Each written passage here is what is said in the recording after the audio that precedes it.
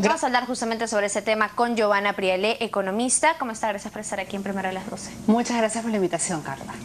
Bien, se dice, bueno, los fujimoristas ahora, luego tras las elecciones, han dicho que esa sería una bomba de tiempo para el próximo gobierno. ¿Esto es así? ¿Que aprueben finalmente esta ley que fue tan aplaudida por muchos ciudadanos el año pasado?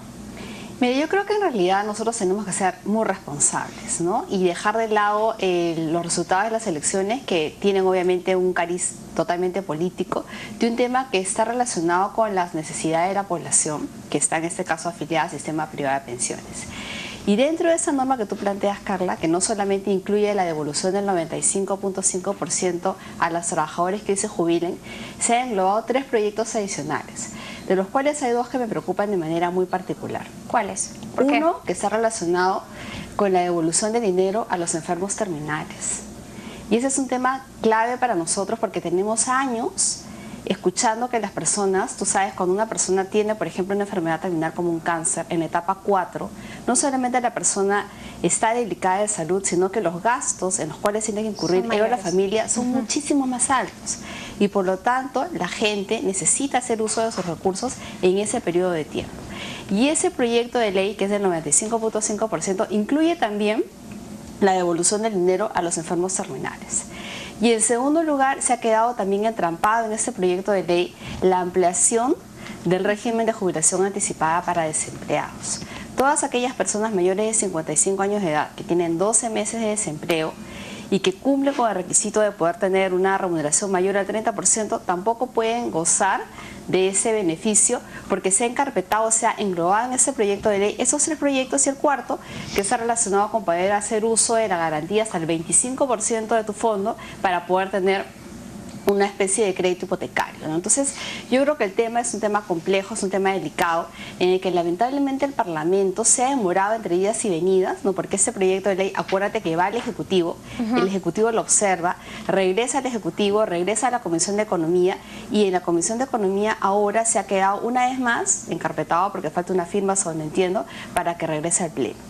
Entonces, nosotros estamos hablando de las necesidades de los trabajadores que están afiliados al sistema privado de pensiones. Pero digamos, esta ley, este proyecto de ley es beneficioso para la población. O sea, que quede claro eso o es perjudicial. Mira, primero hay un tema importante, ¿no? Dentro del proyecto de ley se han englobado esos 3 temas que yo te menciono. Hay 2 temas que para mí sí son fundamentales. Primero, la devolución del dinero a los enfermos terminales es un derecho de los enfermos terminales. Lamentablemente yo he tenido casos muy cercanos, y seguramente muchos de nosotros también, en los cuales las personas hubieran necesitado hacer uso de esos recursos y no se ha podido. Por lo tanto, sí es beneficioso devolver el dinero a los enfermos terminales. Segundo, para los trabajadores que tienen un problema de desempleo durante más de un año y que ya existía el régimen anteriormente vigente, es necesario aprobar la continuación del régimen porque son personas que efectivamente requieren hacer uso de ese dinero para poder vivir al día a día. Pero digamos, vamos al tema de fondo. Solamente con esas dos opciones estaría bien devolver, pero una persona común y corriente que quiere empezar un negocio no debería Vamos sacar al tema el de fondo que a ti te preocupa, el 95.5%. Yo creo que, y lo hemos escuchado a lo largo de todo el debate, que las personas han sentido que el sistema de FPs no ha resuelto sus necesidades, porque efectivamente las pensiones que se otorgan hoy día no alcanzan para que las personas puedan tener el nivel de vida que esperaban una vez que han llegado a la edad de jubilación. Si bien es cierto que lo responsable sería realizar una reforma integral del sistema de pensiones, que supone mirar dónde están las fallas, porque acuérdate que ahora estamos hablando solamente de 2,5 millones de trabajadores que están cotizando, de una población total de 12 millones. Quiere decir que el sistema como tal no ha logrado incrementar la cobertura. El segundo gran problema es que se prometió que las pensiones que iban a recibir las personas iban a ser mayores a las que ofrecía en el año 93 la Oficina de Normalización Previsional. Si tú comparas las 2 pensiones, efectivamente en promedio la AFP te puede pagar 1.000, 1.200 soles y la ONP 700 soles, entonces son mayores. Pero lo que las personas sienten es que ese dinero, si ellos lo utilizaran llegando a los 65 años de edad, le generaría mayor rentabilidad y mayor productividad. Entonces mi respuesta concreta a tu pregunta es, llegado a ese punto en el cual las personas requieren hacer uso de su dinero, yo creo que el Parlamento no puede estar de cara a la necesidad de la población. Si efectivamente yo llego a los 65 años de edad, y supongamos que tú, que eres mucho más joven que yo, llegas también a los 65 años de edad, pero tenemos opciones distintas en ese momento, yo creo que sí tenemos el derecho de poder elegir. De repente tú quisieras optar por una renta vitalicia y que te paguen un seguro a través de una compañía de seguros durante los 15 o 20 años de esperanza de vida que tengas. Puedas vivir, claro. Y no depositar el 100%, sino de repente el 40% de todo tu fondo. Quedarte con un 30% y por qué no depositarlo de repente en una cuenta de ahorros a plazo fijo. Pero esa libertad no existe ahora. Exactamente. No tenemos esa opción. Y yo creo que nosotros debemos ir a que los ciudadanos podamos tener la voluntad, la posibilidad de elegir. Si es que nosotros recibimos una decisión adecuada, nosotros sí estamos en posibilidad de elegir. Y mucho al respecto se ha dicho dos cosas importantes, ¿no?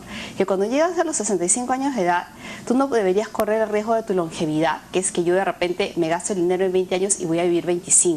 Y tampoco deberías correr el riesgo de la rentabilidad, que es que si a mí me aseguran que me van a pagar 1.200 soles y ya no estoy con esa incertidumbre de que de repente metí mi dinero en el banco y me va a pagar 1.300 soles, 800 soles.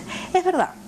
Y yo creo que ya abona mucho el contar con un buen sistema de seguros que de repente te ofrezca una alternativa a un precio razonable, pero que no te amarra que de repente tú tengas que depositar el 100% de todo lo que tú has ahorrado a lo largo de tu vida laboral.